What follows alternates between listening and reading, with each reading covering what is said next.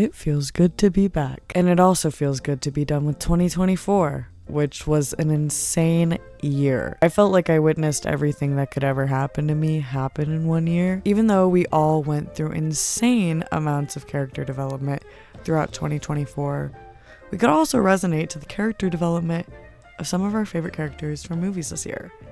Which brings me to my point. Here is my list of the top 20 movies of 2024. Let's try to do this as fast as we can so y'all can get your new year started.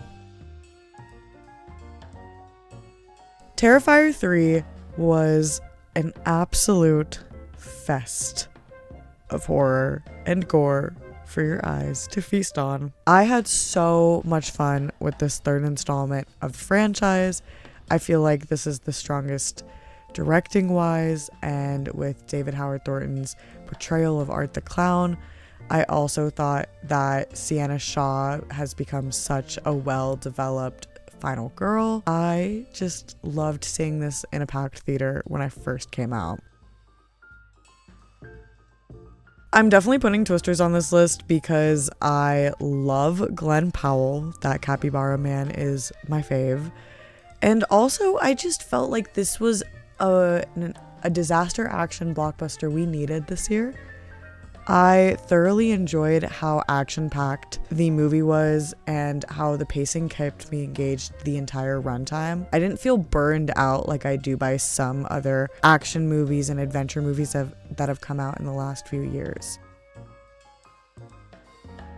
Timothée Chalamet has absolutely blown my mind with his portrayal of Bob Dylan, and as candidly as I can be about this, I was nervous for A Complete Unknown, but he knocks us out of the park and exceeded my expectations in every way, shape, and form, and I loved how concise the documentary aspect of it was, just going between the years of 1961 and 1965.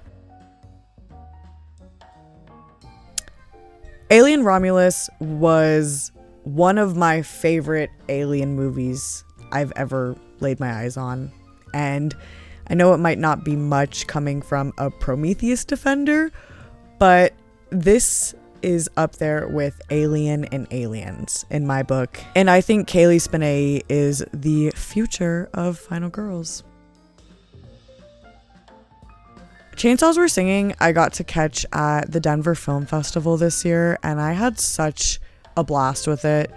It is for such a niche audience in the way that it captures so many genres and is also not afraid to be really raunchy and out there and in your face, and perfectly combined it horror and comedy in my book.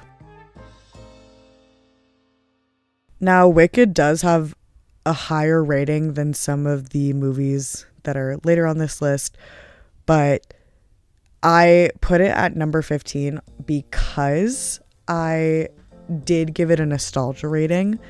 I gave it a 5 because Wicked is one of my favorite musicals of all time, and I was so blown away by just seeing a movie adaptation of something that was so integral to my life and something that made me want to do musical theater for so long. Civil War, definitely underrated and underperformed. I cannot lie about that. But I love a good movie about exploitative photojournalism and exploitative journalism in general. And I felt like Civil War was really able to capture this pressure cooker we are witnessing with mainstream American media right now, and the morality and ethical approaches of war journalism and also war photojournalism. If you have not seen I Saw the TV Glow yet, watch it immediately. It is on Max. You can also buy it on DVD. But this is such a great movie. It has some of my favorite color grading of the year, some of my favorite screenwriting, and is such a poignant story that needs to be told. The only thing I can say is that there is still time. Another movie on my list that I did not have the highest expectations for, but was completely blown away and, dare I say, scared to death. Because I was hiding behind my hands half of this movie. It was so visceral, so raw. It is so gnarly. It gets under your skin in the best way possible. And I love how many movies have been able to capture that feeling this year. And the paranoia that this movie builds on is remarkable. Daniel Craig's performance in Queer blew me away, and it was one of the first reasons I gave this movie a 4.5. I thought that it was so relatable, but in the way that you don't necessarily want to relate to it, but you wouldn't feel ashamed admitting your relation to Lee as a character. And I love watching his relationship with Starkey and Schwartzman in this movie, and I think this was such a perfect post-Bond, post-Knives Out franchise role for him, and I would love to see him get into more art house roles in this point in his career. I am so biased about my love toward The Fall Guy because it is a movie about the movies, and I love movies about the movies. And an action movie about action movies with action and crazy stunt coordination in it definitely has my heart. David Leitch is quickly becoming one of my favorite action directors, and I can never say no to a movie with Ryan Gosling in it. I really do also love how The Fall Guy takes you behind the scenes in a way where audience members are able to really understand the roles. I loved Kinds of Kindness. And I think this is one of Emma Stone's best performances, and I know that she's 3 characters in this movie, but I think that these performances alone show such insane range in the span of a 2-hour and 40-minute movie.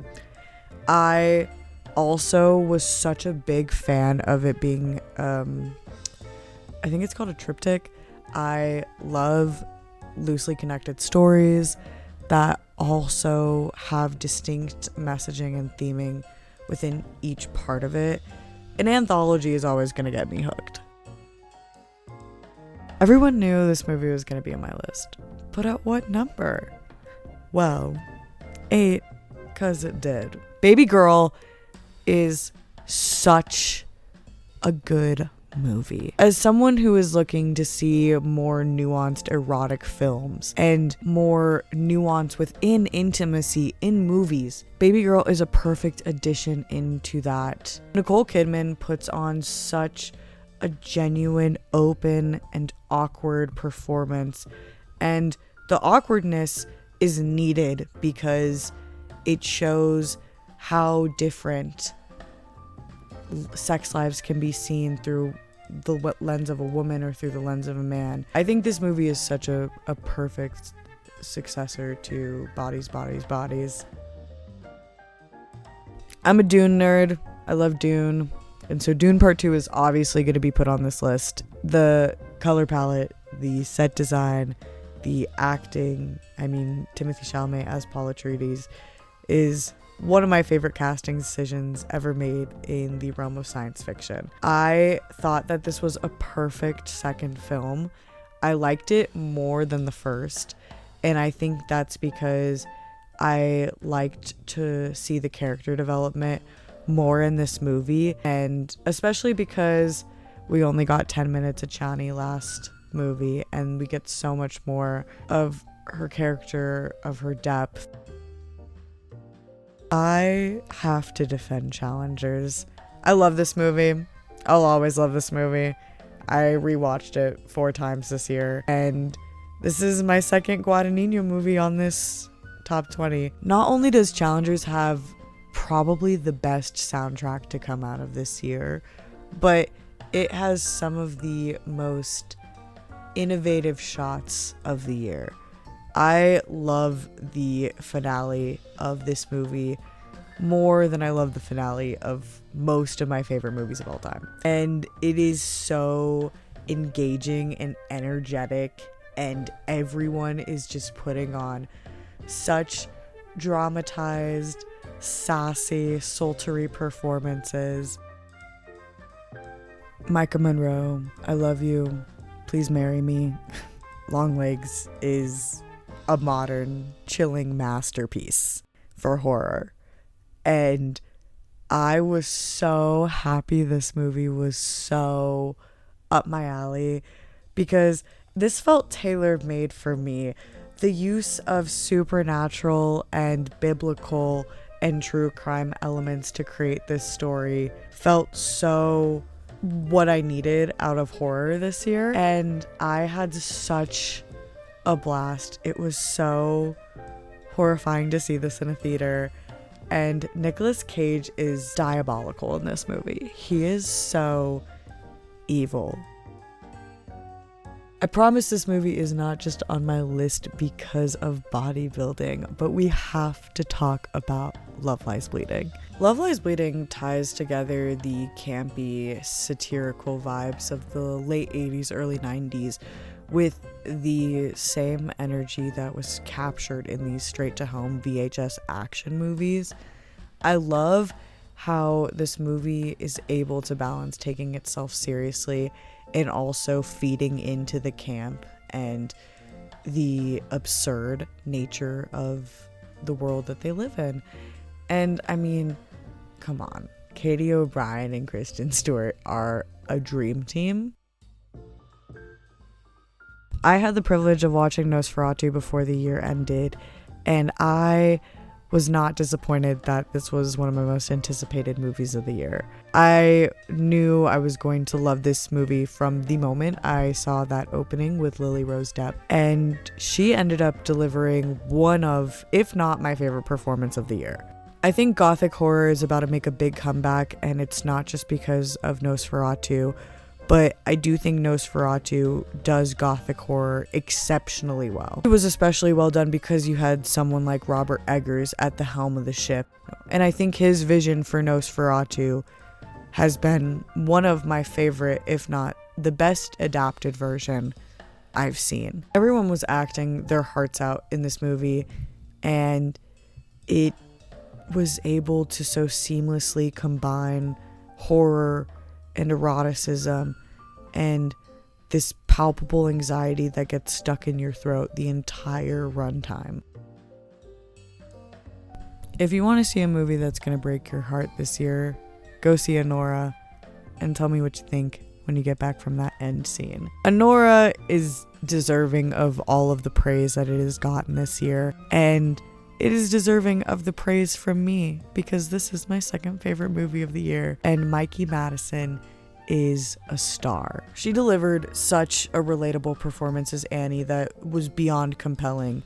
Watching her on screen was mesmerizing, and her chemistry with every single character in the movie was so entertaining to watch, even if it was a very hard scene to get through in the movie. The way that Sean Baker was able to direct her was a perfect actor-director match made in heaven. It's no surprise The Substance is my favorite movie of the year, especially because I talked to everyone about this movie if they cared to listen to it for a mere second. The Substance is a body horror masterpiece that Coralie Farge was able to capture so well through such a perfectly executed vision. And I keep thinking about that third act over and over and over again in my head. Demi Moore and Margaret Qualley balance each other perfectly, pun intended. And their chemistry was insane to watch as it progressively got worse for the both of them. And it was amazing to see a body horror movie get such praise like this, especially it being such a divisive genre. The Substance is overt in its messaging and theming of how unrealistic beauty standards can actively kill people if they care too much about their physicality, and how it's never truly up to the common man how beauty is defined. It is up to the systems that create these beauty products and create the insecurities that young people will have. This is why The Substance was my favorite movie of the year. Even though I'm only 23, Elizabeth's plight resonated with me so much because these insecurities can start at any age, and you can feel like you have been aged past your prime by any random person on the street. Thank you so much for listening to me yap for about 20 minutes about my favorite movies. Some honorable mentions before I get out of here. I want to shout out Trap, Monkey Man, A Real Pain, and Dead Talent Society. Happy New Year to all, and here is to 2025.